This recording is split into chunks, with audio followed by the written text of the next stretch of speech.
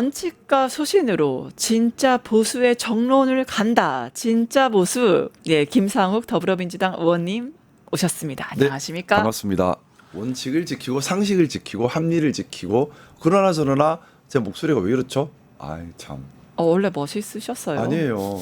요즘 환절기라서요. 네. 다들 감기 조심하세요. 네, 그리고 감기 조심하세요. 저는 이제 몸이 알레르기가 되게 심해가지고 환절기만 되면 코에서 괴로워요 아주 그냥. 네. 근데 드디어 이제 여름이 갔나 봐요. 네, 여름이 가고 네. 시절이 변하고 또 구속될 사람은 구속되고 좋은 소식들을 계속 준비하고 있습니다. 그리고 또 특정 정당에서는 이제 덥지도 않고 춥지도 않다고 생각했나 봐요. 네. 그래서 장애투쟁을 선언하더라고요. 예, 날씨가 너무 더울 덥지도 때는 추울 때는 안 않고. 나가요 보면 이렇게 좀 나가기 좋을 날을 골라서 날씨도 나가는 날. 봐가면서 나가는군요. 그러니까 한여름에 안 나갔잖아요. 네. 한겨울에도 안 나가고. 에어컨 이렇게 하다 로텐더홀에서 나경원 의원. 그죠. 네. 좀 이렇게 웰빙을 중요하게 생각한다는 느낌을 받아요. 그때 김밥도 웰빙이시더라고요. 한여름에 장외로 안 나가요. 로텐도홀로 나가시고요. 에어컨을 틀어주시거든. 네. 그리고 이제 덜 덥잖아. 그리고 춥지도 않아. 지금 딱 좋아. 저같이 알레르기 비염 있고 한 사람들은 좀 괴롭긴 한데 그거 아닌 사람들은 독서의 계절이고 네. 산책의 계절이고 그래서 장외로 나가신대요. 근데 지금 일하기 좋을 텐데 일은 언제 하죠? 일해야 되는데. 원래 일을 안 하지 않았어요? 일해야 돼요. 저 할 일 태산 같은데. 근데 뭐 방해하는 것보다는 나가시는 것도 나쁜 방법은 아닌 것 같다는 생각도 들고요. 차라리 나가는 게 낫다. 방해하는 일 안 할 것 같으면 어차피 안 하니까. 네. 네, 구속될 사람이 된 것 같습니다. 권성동 국민의힘 의원 구속영장이 드디어 발부됐죠. 네네. 먼저 화면 보시고 이야기 나눠보실게요. 권성동 쪽 관리지 마라! 동해교회 돈 받았냐? 동해교회에서 돈 받았냐고! 성동 내란 성동! 문재인 검찰의 수사가 거짓이었듯이 이재명 특검의 수사도 거짓입니다. 신문에서 어떤 점 위주로 소명하셨나요? 1억 원 받았다고 하셨었는데 이거 자, 설명. 부인하셨었나요? 네, 이미 구속될 거라고 알고 계셨어요? 제가 며칠 전부터 네. 방송이나 기회 닿을 때마다 그 얘기를 드렸어요. 네. 우리 뭐 잘 아시지만 구속 영장 발부의 요건이 뭔가요? 네. 첫 번째 범죄의 중요성, 두 번째 중요성, 상당성, 세 번째 증거인멸이나 도주의 우려. 그렇죠. 이 법 도구만대로 판단하면 돼요. 근데 이 부분에서 제가 꼭 드리고 싶은 말씀, 요즘 사법부 독립 얘기 많이 하더라고요. 네. 사법부 독립의 뜻이 뭔가요?라고 네이버에 물어보면요. 네이버에 그렇게 나와요. 법관이 오로지 법률과 양심에 따라 판단한다. 이 법률과 양심에 따라 판단한다는 것은 본인의 선입견이나 정치적 편향성이나 그렇죠. 기분으로부터도 독립하는 것이다. 그렇죠. 사실 사법부의 독립의 시작은 법관이 네. 자기의 선입견, 정치적 편향성, 자기의 감정으로부터 독립하는 게 시작이에요. 그렇죠. 그래야 우리가 사법부의 독립을 이야기하는 거거든요. 네. 그러면 사법부의 독립을 준수하려는 네. 정말 바른 법관이 오로지 법률과 양심만 생각한다면 범죄형이 중요하지요. 범죄형이 상당성이라는 건 상당히 그럴 것 같다. 이 네. 정도만 되면 되거든요. 네. 100% 확실할 필요는 그렇죠. 없어요. 왜냐하면 이거는 아직 1심 재판이 아니기 때문에 상당히 그럴 것 같다. 한 60, 70%만 돼도 되니까. 형성되면 된다. 그렇죠. 그리고 또 근데 중요한 재판인데 상당히 그럴 것 같다 증거 많이 나왔잖아요. 증거 그렇죠. 뭐 차고 넘치게 나왔어요. 거기다가 증거 인멸의 우려. 네. 누구는 그렇게 얘기해요. 국회의원인데 증거 인멸하겠냐? 근데 우리 여러 번 봤죠. 네. 보좌관이 전화해서 막 증거 인멸 시도하고 그렇죠. 또 본인은 계속 아니라고 부인하는데 증거 계속 나오는데 모르겠다 아니야 이랬죠. 이게 증거 인멸 시도죠. 자 그러면 법 도구만으로 보면 구속영장이 발부될 수밖에 없죠. 만약에 이렇게 사법부 독립을 준수하지 못하는 비정상적 판사만 아니라면 네. 그래서 저는 영장 발부될 거다. 만약에 하나라도 발부가 안 된다면 이게 사법부 독립 침해다 그랬었어요. 영장 발부되는 게 사법부 독립이다. 그렇죠. 상식적인 측면인데 이게 구속됐잖아요. 네네. 원래 권성동이 이렇게 돈 좋아해요? 한둘이 있겠어요. 에?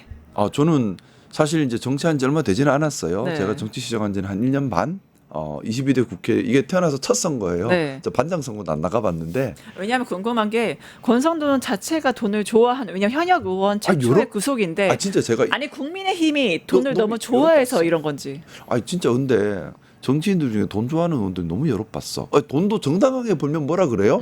요즘 같을 때 우리 대통령님 정책에 힘을 싣겠다. 나도 펀드 할게. 네. 그리고 펀드 투자를 해서 돈 벌면 그거 누가 뭐라 그래? 근데 그게 아니라 어디 뒷돈 받는 거 좋아하고 네. 뭐 어디 자기 힘을 남용해서 받는 거 좋아하고 이런 거는 비난의 대상이 되는 거죠. 근데 네. 제가 뭐 함부로 좋아한다 안 좋아한다 평가하기는 그렇지만 네. 싫어하지는 않는 것 같아요. 싫어하진 않는 것 같다. 네. 왜냐하면 그러니 이제 돈 달라 했겠지. 그 영장 발부 후에 굉장히 세상을 다 잃은 표정을 지었어요 권성동 의원이. 그러니까 이게 저는 그 표정을 보면서 이게 나 혼자 좀 죽기에는 억울한데 왜 그러니까 뭐 이게 우리 당 차원에서 내가 당을 위해서 한 건데 당을 위해서 하긴 했겠어요. 근데 저는 조금 그 생각은 들었어요. 뭐냐면 제가 12월 14일 날 탄핵 찬성 표결을 이제 피켓 시위하고 네, 그럴 네, 때 네. 권선동 의원이 저를 한번 불렀었어요. 따로 네. 불러가지고 네. 저한테 그 얘기하는 거예요. 동지랑 비례같이 맞는 관계인데 네. 지금 추경호 원내대표가 다칠 수 있는데 네. 네가 그럴 수 있느냐? 네가 동지라면 비례 같이 맞아야지. 네가 왜 동지를 다치게 하려고 하느냐? 네. 그 제가 그랬어요. 바른 길을 걸어가는 길이라면 바른 길을 가는 중에 어려움이 있다면 당연히 동지는 비를 같이 맞고 손을 같이 잡고 그 네. 어려움을 이겨내야 같이 하는데 가야죠. 그것이 아니라 나쁜 일을 하는데 국가 반역인데 같이 가자 동지니까 같이 가자 그거는 국민을 함께 배신하자는 얘기가 아닙니까? 하니까 동지란 그런 게 아닌 거야 라고 얘기하셨거든요. 아마 그런 배신감은 있지 않았을까. 왜 국민의힘 안에서도 분위기 보셨겠지만 권성동 의원이 구속될 것 같다라고 대다수가 생각을 하고 있었고 네, 네. 국민의힘에서도 적극적인 방어를 하지 않았어요. 본인 입장에서는 배신감을 느낄 수는 있겠죠. 국민의힘에서는 적극적 방어하지 않은 이유가 그냥 국민의힘 의원들에게도 관련된 사람들에게 여파가 올까봐 그냥 꼬리 자르기를 한 거예요. 뭐 그까지 제가 알 수는 없는데 추정입니다만 네.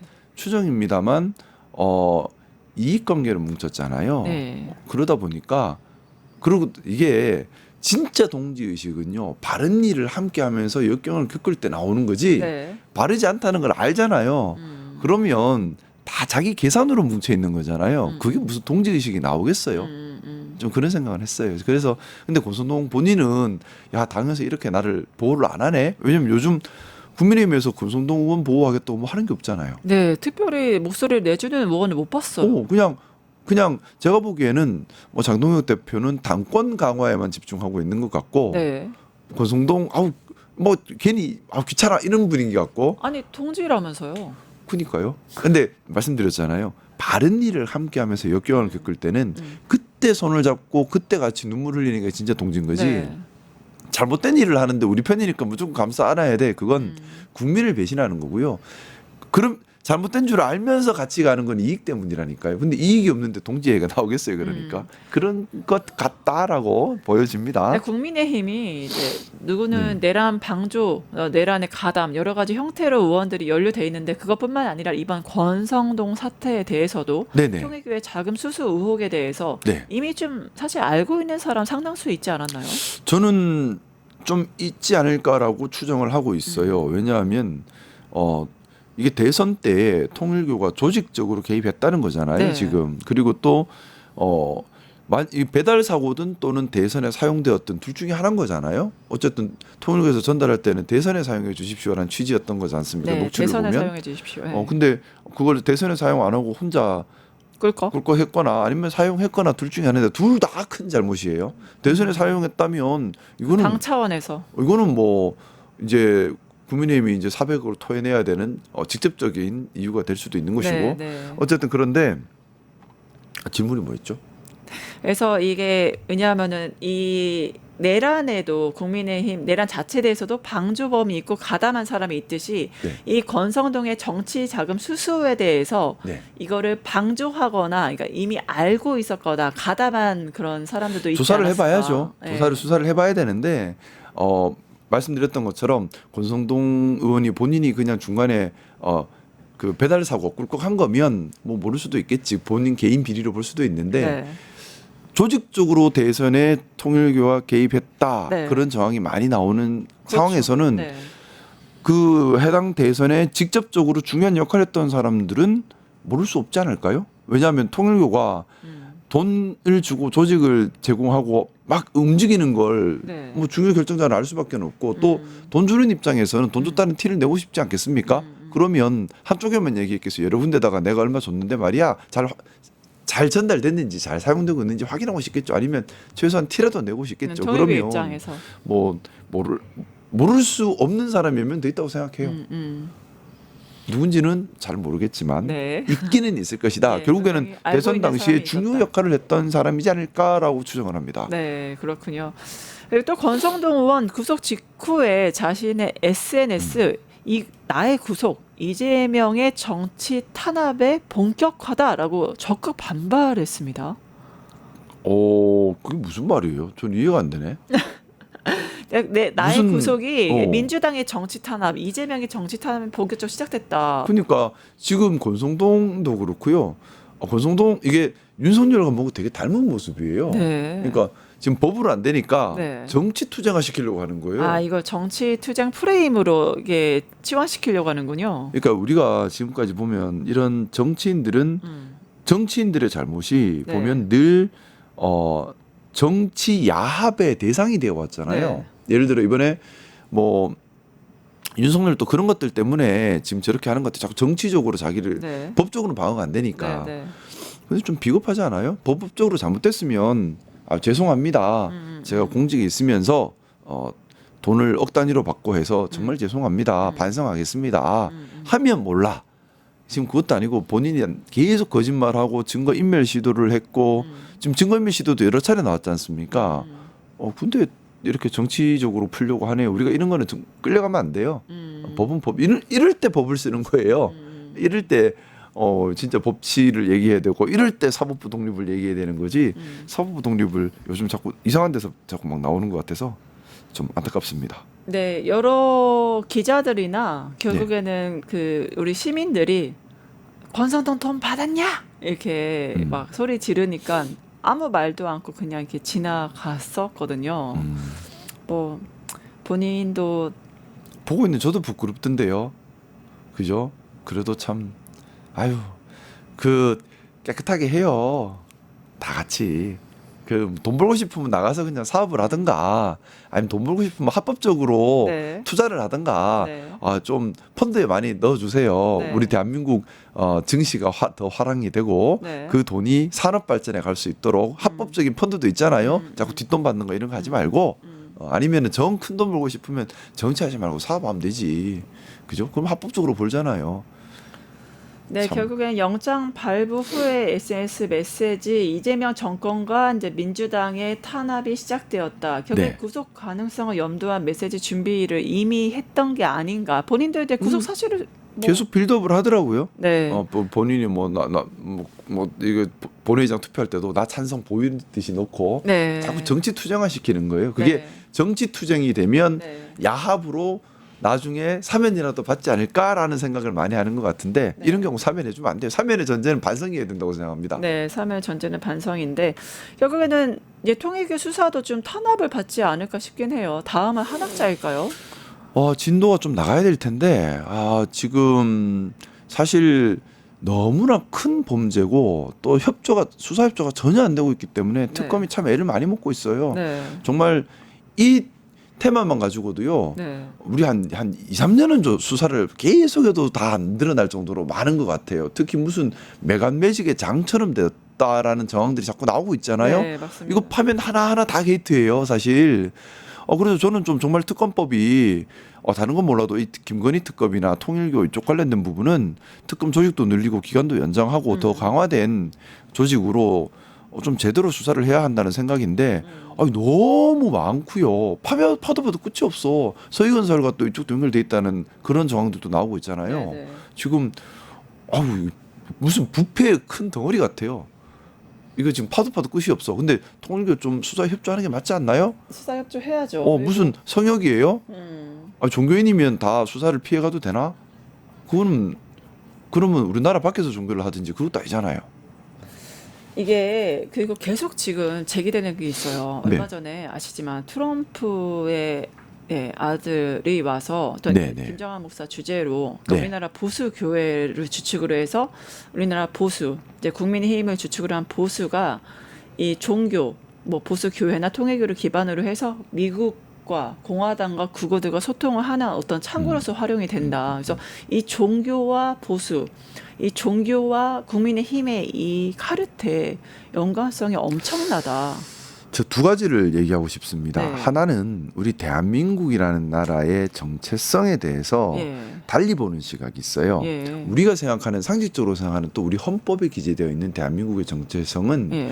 고려 조선으로 대한제국 그다음에 대한민국으로 이어지는 대한 큰 한민족의 나라라는 정체성 하나. 네. 또 하나는 3.1운동으로 설립된 상해 임시정부의 민국 전통인 거예요. 네. 백성의 국가 민국 계보가. 전통. 그래서 독립군, 광복군, 대한민국 국군으로 네. 이어지는 이 전통. 이걸 우리가 헌법에서 규정하고 있는 또 우리 대다수가 받아들이고 있는 대한민국의 정통성 정체성입니다. 그런데 일부는 그렇게 버릇지 않고 우리는 원래 힘이 없고 아무것도 할 수 없는 나라인데 미국이 와서 해방시켜줬고 미국이 와서 북한으로부터 구해주고 미국이 우리 살도록 해줬으니까 미국이 우리의 신 같은 아버지 같은 나라야. 네, 이승만 우리는 아무 계보. 힘이 없어. 우리는 하는 철저한 사대주의에 빠져 있는 네. 한 또 세력이 있어요. 이 세력은 미국이 이렇게 우리나라한테 갑질하고 수탈을 하려고 해도 미국한테 비판도 한마디 못해요. 네. 미국 비판을 하는 게 아니라 이 상황인데도 우리 정부 욕만 해. 하는 이상한 세력이 있어요. 사대주의자들. 이 사대주의자 입장에서는 그냥 미국이면 좋은 거죠. 그리고 일부 좀 이상한 개신교 계열에서는 여기에 개신교도 미국에서 왔어요. 우리나라 들어오는 개신교가 대부분 미국 계통 개신교가 많거든요. 네, 미국의 좀 보수 그러다 보니까 더 따라가는 경향이 또 있어. 이렇게 겹쳐진 이거 하나 있고 또 하나는 세계적인 흐름 중에 하나인데 세계적으로 민주주의가 붕괴하고 극우가 득세를 하고 있습니다. 그렇죠. 세계적 지금 추세죠. 미국이 민주주의 국가예요? 저는 아니라고 봐요. 전형적인 반민주 권위주의 국가로 망가져 버렸어요. 그러다 보니까 지금 미국 정치를 보면요, 의회주의 사라졌고요, 네. 사법부 독립 그게야말로 사라졌고요. 네, 민주당이 안 보이더라고요. 민주당은 재판도 안 숨도 못 보이고. 쉬어요. 예. 근데 점점점 더 극우화되면서 수탈적 극우 그리고 혐오적 극우 그래서 정말 신나치와 유사한 모습을 미국 정치가 보여주고 있습니다.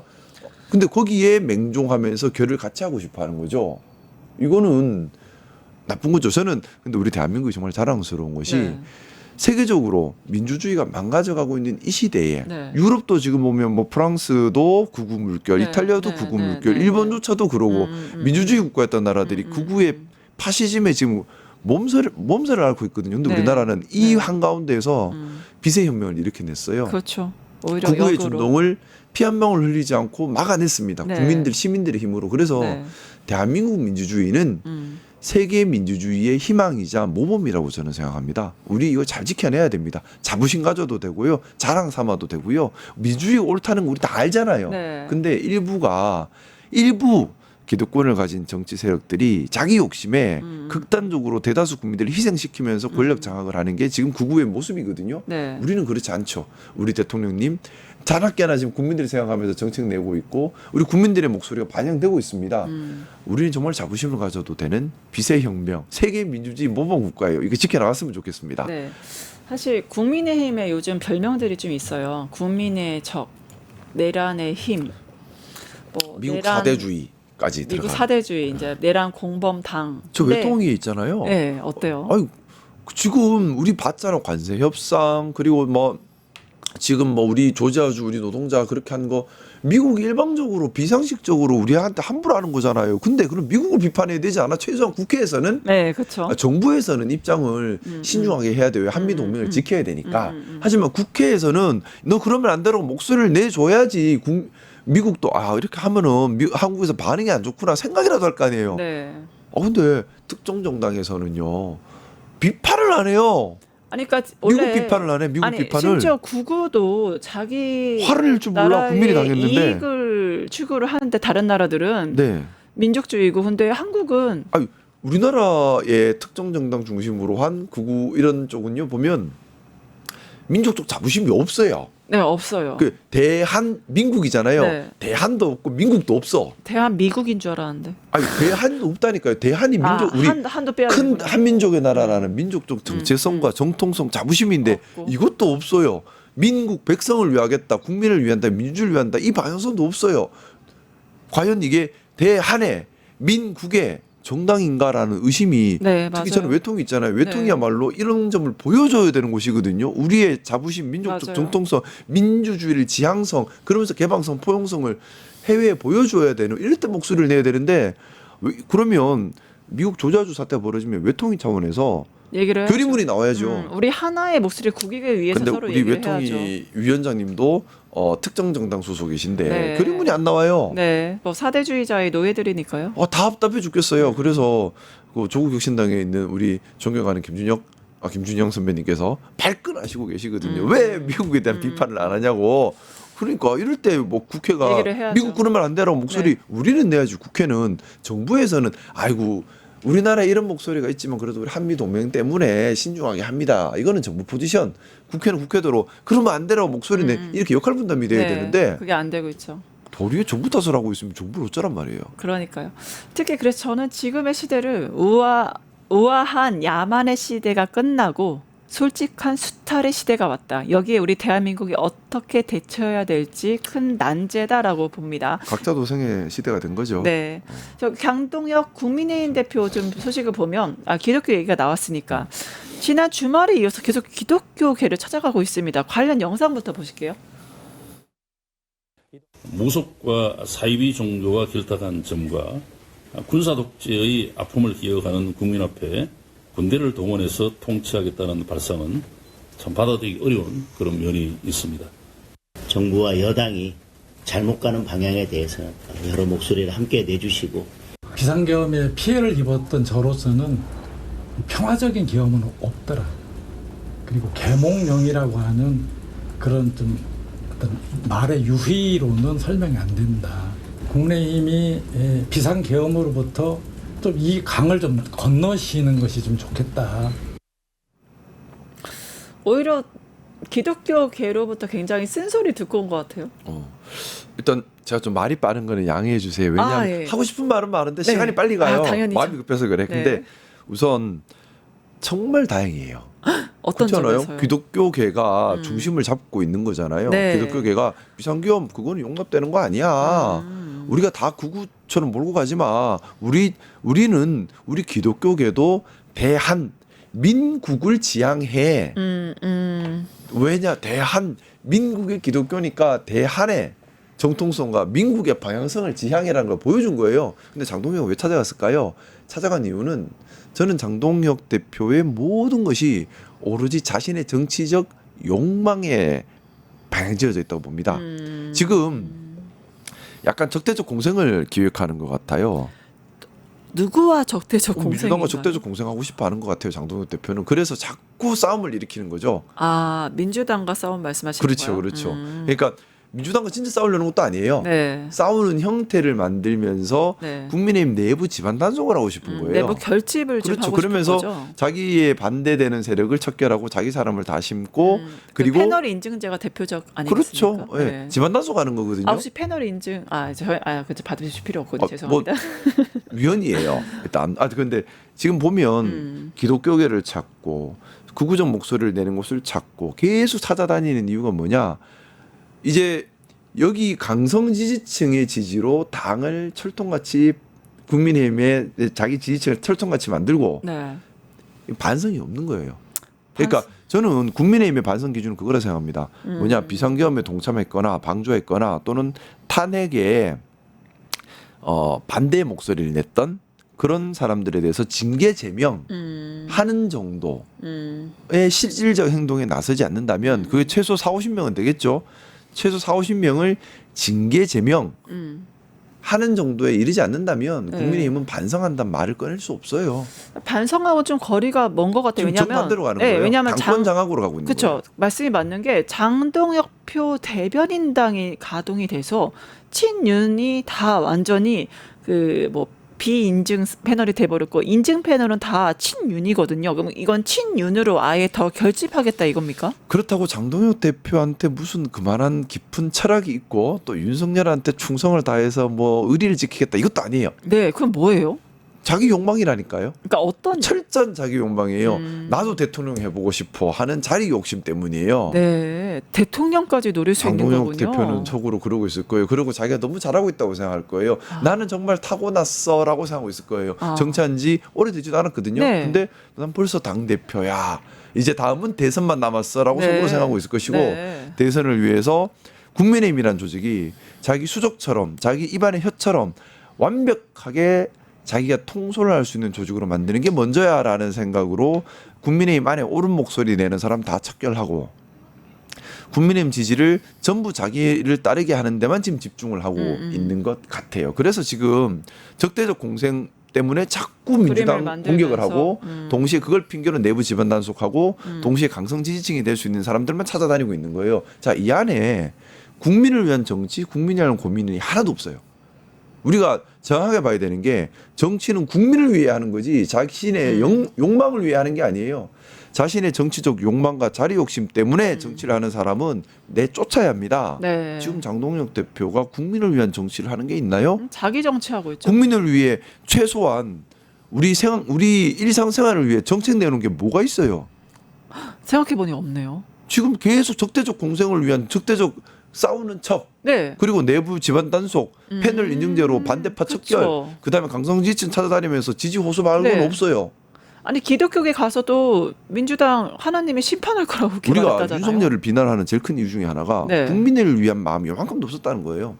자기의 욕망밖에 없었고 네. 자기 자리 욕심밖에 없었어요. 우리 경험했습니다. 네. 자신의 욕망과 자기 자리 욕심만 부리는 사람은 절대 공직에 도전을 안 된다. 네. 지금 장동혁은 정확하게 그런 모습인 것 자기 같아요. 정치하고 있다. 진짜 자기 정치인 것 같아요. 네. 근데 뭐 아까 장동혁 대통령까지 꿈꾼다고 했는데 오선 나경원 되게 화날 것 같아요. 본인은 보세요. 뭐 이명박, 박근혜, 윤석열 엄청 비위 맞추고 충성 다했는데 장관 자리 하나 못 얻었는데 여기는 바로 정치 시작한 지 얼마 되지 않은 대통령까지 꿈을 꾼다. 근데 뒷목 잡을 것 같아요, 나경원. 좀 보면 자기 욕망에 들끓고 있는 사람들이 네. 특정 정당에 유독 많아요.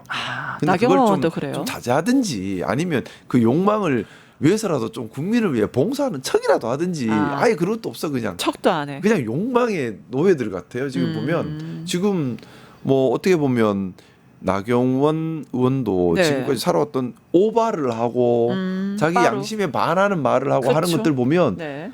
그걸 통해서 빨리 뭔가 자기도 자리를 대통령이 얻고 되어볼 수 싶은? 있는 자리 욕심 아니 나경원 의원도 대통령 꿈꿔요? 그런 것 같은데요. 근데 결론적으로는 어리석은 거죠. 네. 그럴수록 점점 수렁으로 빠져들어가는 있는 거죠. 네. 그러니까 아니 저렇게 어리석은데 무슨 공직으로 나라 일을 한다는 건지. 그렇죠. 그래서 좀 나라 일을 하는 사람이면 국민을 위해 봉사할 사람이면 최소한의 현명함과 최소한의 식견과 최소한의 올바름을 구별하는 능력은 갖췄으면 좋겠습니다. 할 수 있는 것과 할 수 없는 거를 구별하는 능력이 필요하다. 결국 욕망의 화신들이 몰려 있는 곳에서 나오니라 고생 많으셨습니다. 근데 이거는 우리 민주당도 늘 조심해야 돼요. 이거는 정치적 욕망 뭐 있을 수 있어요. 있을 수 있는데 그 정치적 욕망이 정치의 목적이 되어서는 안 된다는 겁니다. 수단이 자꾸 우리 그런 얘기 많이 하잖아요. 무슨 의지, 권력 의지라 그러나? 권력 의지 없는 사람이 정치하면 되나? 아니요. 권력 의지 너무 센 사람이 정치하면 안 되는 거예요. 그러니까 뭐든지 정도가 좀 필요하다. 뭐 권력 의지가 없을 수는 없겠죠. 하지만 그 방향성은 국민을 위한다. 국민을 위한다. 이걸 잊어먹으면 안 돼요. 이걸 빼먹어 버리고 권력 의지만 남아서 정치적 욕망으로만 꿈틀대면 국민도 수단으로 보고 도구로 보거든요. 자신의 정치적 욕망을 위해서 우리 국민들께서는 그런 정치인들 잘 가려내야 돼요. 이당 저당 할 거 없습니다. 우리 민주당도 있겠죠. 가려내야 되고요. 네. 통제해야 됩니다. 자신의 정치적 욕망 때문에 네. 국민을 수단으로 보고 도구로 보는 정치는 척결해야 되는 정치고 늘 자라나는 암세포와 같아요. 우리 몸이 건강하기 위해서는 네. 우리 면역 기능이 계속 움직이잖아요. 그렇죠. 마찬가지로 우리 몸에서 우리 국가에서도 늘 자기 욕망에 꿈틀거리는 국민을 도구로 보는 나쁜 정치인들은 늘 자라납니다. 네. 늘 생겨납니다. 네. 우리 면역 기능이 계속 척결해 쏟아내야 되는 네. 거예요. 결국에 욕망으로 가득 찬 국민의힘이기 때문일까요? 그렇게 잘못을 저질렀는데 네. 더불어민주당에서 사법개혁해야 된다, 조의대 사퇴해야 된다 이런 얘기 나오니까 이재명 대통령 그 탄핵을 얘기합니다. 그 진짜 탄핵을 시킬 수 있어서 그런 게 아니고요. 네. 말씀드렸잖아요. 국민의힘 쪽에서는 네. 지금 적대적 공생을 하고 싶은 거예요. 그러다 보니까 자꾸 진영 논리로 들어가려고 하는 겁니다. 없는 얘기도 자꾸 그냥 먹히고 안 먹히고 상관없어요. 자꾸 욕을 하는 거예요. 자꾸 네. 발목 잡고 욕하고 지금 그래서 지금 그 특정 정당에서 민생위원 정책 나오는 게 하나도 없잖아요. 내가 알기로는 네. 있을 수도 있겠지. 네. 근데 눈에 띄는 게 없어요. 네, 보이지가 않아요. 보이지가 않아요. 왜? 모든 포문이 적대적 공생을 위한 진영 정치 구축에 맞춰져 있는 거예요. 네. 그러다 보니까 하나부터 열까지 되든 안 되든 다 공격을 하는 거예요. 자, 근데 여기서 무슨 협치를 합니까? 이게 진짜 나쁜 거거든요. 되게 나쁜 진영 정치. 제가 늘 얘기하지만 진영 정치가 나라 좀 먹는다고 하는데 네. 지금 여기서는 장동혁 대표는 진영 정치로 적대적 공생으로 당내 독재를 할 명분을 쌓는 데만 집중하고 있구나라는 생각이 자꾸 들어서 안타깝습니다. 네, 국민을 위한 모습이 왜 안 보여요? 안타까워요. 그러면 왜 정치를 하는지 모르겠어요. 네, 또 민주당에서 아까 제가 조의대 사퇴 얘기했는데 그 사퇴뿐만 아니라 사퇴할 사람이면 이미 했다. 그 탄핵시켜야 되는 거 아니냐 이런 얘기도 나오긴 합니다. 뭐 개별 의원들이 개별 의견 밝히는 거야. 뭐 자유로운 국가니까. 네. 근데 뭐 탄핵 얘기는 신중할 수밖에 없죠. 당연히 대법원장 그 삼권 분립의 핵심이기도 하고 삼권 분립은 지켜져야 돼요. 근데 네. 저는 더 중요한 게 이거라고 생각해요. 제가 서두에 사법부 독립을 얘기했지 않습니까? 네. 사법부 독립의 시작은요. 법관이 독립된 재판을 하는 겁니다. 네. 그 독립된 재판이라고 하는 개념은 마음대로 재판하라가 아니에요. 그렇죠. 네. 오로지 법률과 양심만 기준으로 삼고 법관 자신의 선입견과 네. 법관 자신의 정치적 편향성과 법관 자신의 감정으로부터도 독립하라. 이게 시작입니다. 네, 네. 아침에 집에서 싸우고 왔다고 기분 나쁘니까 야 너 징역 1년씩 더 해. 이런 거 하면 안 된다는 거예요. 네. 그래서 우리 국민들이 봤을 때 예측 가능하고 네. 또 상식적이라서 법적 안정성이 확보되는 재판을 하라는 취지입니다. 맞아요. 자, 근데 이 개념으로 그럼 봅시다. 조의대 대법원장이 네. 지난 대선 직전에 네. 이재명 대통령님한테 대선에서 파기환송 신문을 했죠. 네. 9일 만에 했어요. 9일 만에. 근데 거기 판결문 보면 소수 의견으로 우리는 기록도 제대로 못 봤어요도 들어가 있어요. 네. 그리고 뭐 부승찬 의원님 어제 말씀하시는 것 같은데 네. 이재명 사건은 대법원에서 알아서 알아서 하겠다. 처리한다. 자, 그러면 우리가 봤을 때 저는 변호사면서요. 9일 만에 파기환송식 대법원에서 나온 거 본 적이 없어요. 네, 자, 역사상. 그러면 네. 있을 수도 없는 일이고. 그렇죠. 자, 그러면 그때 대법원장이 오로지 법률과 양심만으로 사법부의 독립, 법관의 독립을 지키면서 판단했다고 볼 수 있나요? 전혀 없죠. 우리 상식적으로 봤을 때 그러면 정치적 편향성을 띄었겠거니 본인의 선입견이 들어갔겠거니 감정이 들어갔겠거니라고 추단할 수밖에 없는 상황이 됐지 않습니까? 네. 사법부의 독립을 법관의 수장이라는 대법원장이 그렇죠. 사법부의 독립을 부순 겁니다. 사법부 독립의 핵심은 법관이 선입견과 정치적 편향성과 감정으로부터 독립하라는 거예요. 네. 근데 본인이 그걸 독립을 안 하고 본인이 사법부의 독립을 부숴버렸어요. 네, 스스로. 그러면 우리가 사법부가 독립적으로 법률과 양심만 기준으로 해야 해. 근데 그게 아니라 선입견과 정치적 경향성을 이렇게 판단하면 안 돼라고 비난도 못 하나요? 그렇게 비난도 못 할 만큼 성역인가요? 우린 지금 그렇게 하면 안 되는 비난을 하고 있는 거예요. 또 직영 부장 어떻습니까? 지금 윤석열 풀어줄 때 듣도 보도 못한 법리를 처음으로 만들어서 처음으로 적용을 시켰어요. 꼼수였죠, 꼼수. 이게 오로지 법률과 양심만 갖고 판단했다고 우리가 볼 수 있나요? 전혀 아니죠. 우리가 볼 때는 도리어 법 선입견과 정치적 특혜. 편향성과 감정이 들어갔다. 그래서 우리가 예상하지 못한 결론에 도달했다. 맞아요. 그러면 우리는 직영 부장판사가 사법부의 독립을 침해했다라고 비난을 할 수 있어야죠. 그렇죠. 자, 사법부의 독립을 침해한 사람이 누굽니까? 대법원장과 판사. 직영 부장판사 두 사람이 사법부의 독립을 침해한 것이고요. 네. 사법부의 독립을 지키기 위해서 우리는 판사 그렇게 하면 안 되라고 비난을 하는 거예요. 자, 우리가 생각하는 사법의 독립이라고 하는 것은 네. 법관이 오로지 법률과 양심만 침해 기준해라. 본인의 선입견 빼라. 본인의 정치적 편향성 빼라. 본인의 감정도 빼라. 제발 국민들이 상식적으로 판단하고 합리적으로 예측 가능한 법적 안정성을 지켜다오. 그래서 공정한 재판을 해라. 이 얘기를 또 하지 말라. 이 얘기하는 걸 뭐라 한다? 우리는 사법부의 독립을 지켜주기 위해 이런 얘기를 하는 네, 겁니다. 사법부를 위해서 하는 건데 말씀하신 이제 조희대 이제 쥐기현 판사 문제점이 있잖아요. 사실 그 동안에 사법 피해자는 네. 정말 많았습니다. 재심 청구해서 뭐 억울한 게 그렇죠. 밝혀지기도 하는데 네.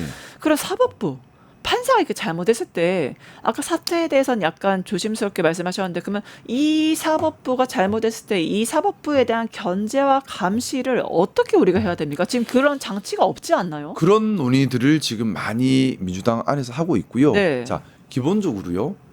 헌법 틀, 우리는 헌법 국가니까 그다음 법률 틀 이걸로 만들어가는 거죠. 네. 자, 헌법을 만드는 곳 국회와 국민들이십니다. 법률을 만드는 것도 국회와 국민입니다. 그래서 뭐 선출직 권력에 대한 얘기가 나오는 거예요. 법원 제일 좋기는 제일 바람직하게는 판사님 한 분 한 분께서 오로지 법률과 양심에 따라 판단을 하셔서 사법부 독립을 지켜주고 계시면 그래서 공정한 재판을 하고 계시면 우리가 이런 비난을 할 필요도 없어요. 없죠. 근데 네. 우리가 대부분의 판사님이 그렇게 하고 있을 거라고 믿습니다만 네.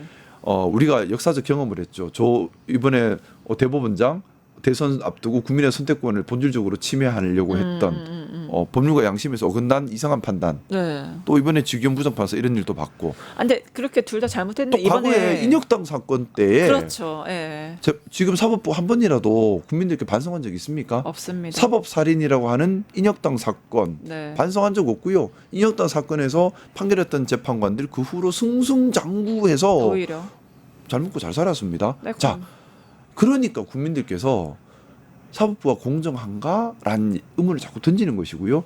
그리고 다른 틀은 계속해서 고민해 가야겠지만 일단 이 내란 사건만큼이라도 네, 맞아요. 제발 공정하게 재판을 했으면 좋겠다는 바람에서 내란 전담 재판부 얘기까지 나오고 있는 거예요. 그래서 이게 국민들이 아쉬워하시는 게 얼마 전에 법원장 회의를 했잖아요. 네네. 정말 3년 만에. 근데 법원장 회의에서 그러면 스스로 자정작용으로 조희대 좀 문제 있다. 쥐기현 문제 있다. 이런 게 아니라 오히려 사법개혁을 가로막는 그런 행위들을 보였단 발언을 보였단 말이죠. 그러니까 이런 걸로 인해서 결국에는 윤석열이나 김건희가 특히 윤석열이 저렇게 버틸 수 있는 게 조희대가 있기 때문에 일단 버티는 거 아니냐. 조희대를 누가 임명했습니까? 네. 누가 임명했습니까? 조희대를? 윤. 그렇죠. 2023년 12월부터 임기가 시작되었습니다. 네. 윤석열이 가장 힘이 좋을 때죠. 그렇죠. 윤석열이 추천을 했고 윤석열이 임명을 했습니다. 네. 그리고 이건 밝혀져 봐야 알겠지만은 부승찬 의원이 얘기했던 것처럼 뭐 그런 식으로 네. 만약에 조희대가 얘기를 했다면 답 정해놓고 그렇죠. 답이 정해져 이재명 있는 내가 거죠. 꺾을게. 그러면 뭐 대선에도 어차피 또 국민의힘이 잡는 거 아니야라는 생각을 가지고 있었던 걸로 볼 수 있는 거잖아요. 만약에 뭐 우리의 그런 의심이 사실이 된다면 이 사람이 무슨 대법원장이에요? 그러니까 말씀드렸잖아요. 사법부의 독립을 망가뜨린 장본인이 되는 거예요. 그러니까 판결을 오로지 법률과 양심에 따라 하는 것이 아니라 자신의 정치적 이익과 욕망과 편견과 이런 걸로 불공정하게 한 거잖아요. 아니, 그것도 법관의 장이라는 사람이. 그러니까 대놓고 반 이재명 티낸 거잖아요. 솔직히 말해서 이 정도 되면 만약 이재명 사건은 대법원에서 알아서 처리한다 이렇게 했으면 그러면 사실 대법원장이면 판사도 그렇지만 법관의 억지로라도 장이에요. 정치적 중립적인 모습을 보여야 되는데 이게 대놓고 반 이재명 티를 내고 그러니까 대놓고 대선에 개입한 거 아닙니까 이거는? 그렇죠. 좀 만약 이제 지금 여러 가지 나오고 있는 의혹들이 네. 그래서 저는 이 부분에 대해서도 어떻게 보면 사실 확인이 필요하다고 봐요. 네. 국민의 알 권리예요, 이거는. 네. 만약에 정말 대법원장이 그런 얘기를 했는지 네. 그리고 또 정말 또 우리 알 권리 중에 하나죠. 왜 9일 만에 그렇게 파기환송을 했는지 왜 소수견으로 우리 기록도 제대로 못 봤다는 말 그런 취지가 들어가는 그런 네. 판결문이 어떻게 9일 만에 전원합의체 판결이고 또 그게 어떻게 9일 만에 나오는지 우리 국민 알고 싶지 않아요? 저는 알고 싶거든요. 네, 맞습니다. 저는 그래서 대법원장께서 이런 의혹들에 대해서 철저히 협조해서 우리 국민들의 알 권리를 충족시켜 주셔야 된다고 생각합니다. 여러 가지 방법이 있겠죠. 네, 여기에 대해서도 맞습니다. 뭐 여러 가지 뭐 필요하다면 수사도 필요하다고 생각합니다. 경우에 따라서는 네. 우리 국민들의 알 권리라 생각해요. 이건 사법부 압박이 아니에요. 네. 사법부의 독립이라 하는 거 다시 한번 말씀드리지만 오로지 법률과 양심만 기준으로 삼아야 되는 거지. 맞습니다. 사법부 독립의 시작은 법관이 정치적 편향성, 선입견, 감정으로부터 독립하는 겁니다. 네. 본인이 그걸 독립을 안 했는데 국민들이 어떻게 사법부의 독립을 지켜줄 수 있어요? 맞아요. 사법부 독립을 지켜주려면 국민들이 사법부를 신뢰할 수 있어야 되고 네. 사법부 신뢰는 판사님이 공정한 재판을 해야 되는 맞습니다. 거예요. 결국엔 사법부 스스로 자초한 일들이 사법개혁이 사법부 스스로 자초했다. 견제와 감시 기능이 좀 필요하다. 국민적인 그런 여론이 형성되고 있는 것 같습니다. 자, 한마디만 더 할게요. 우리가 나경원 얘기해야 되는데. 아니요. 사법부 얘기 잠깐만 더. 알겠어요. 자, 판사님들 우리가 선 뽑은 적 있나요? 선출된 권력이 아니죠. 그냥 본인이 시험 쳐서 된 자리예요. 네. 근데 우리 뭐 좀 시험이라고 하는 게 오로지 법률 지식을 묻고 답하는 시험이 다였어요. 거기에 공정함을 평가하거나 아니면 현명함을 평가하거나 사회적 경험을 평가하는 내용은 없었습니다. 자, 그러면 근데 엄청난 권한을 부여했어요. 자, 그럼 그 권한은 판사님이 자기가 딴 건가요? 아니면 국민이 부여한 건가요?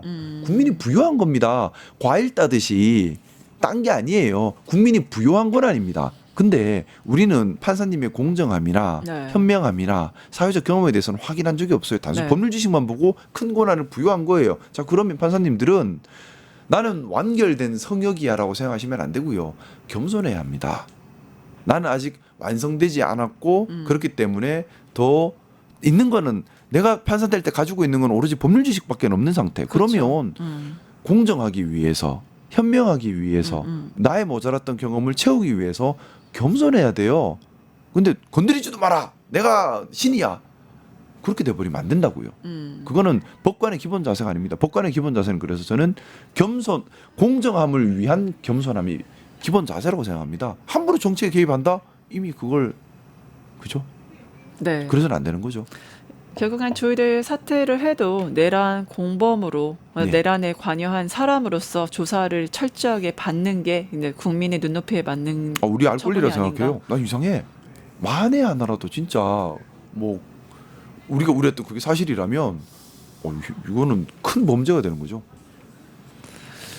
저는 보수주의자로서 네. 사회 원칙이 지켜지길 바라는 네. 겁니다. 사회의 공정함이 지켜지길 바라는 겁니다. 보수주의자라면 이럴 때 분개해야 돼요. 네. 왜 법원의 원칙이 무너지지? 네, 진정한 보수주의자의 분노 그리고 개혁의 방향까지 살펴봤습니다. 오늘 벌써 끝났어요? 네. 이래서 제가 말을 빨리 해요. 하다 보면 끝나 자꾸 할 게 그러니까요. 많은데 우리 할 거 네. 많잖아 지금 그죠? 네, 다음에도 어째? 또 이제 자세한 내용으로 우리 진짜 보수의 매력을 파헤치도록 하겠습니다. 지금까지 진짜 보수 김상욱 더불어민주당 의원님과 함께했습니다. 감사합니다. 오늘 하루도 행복하세요. 좋은 아침 되시고요. 감기 조심하세요. 네, 감기 조심하십시오, 여러분.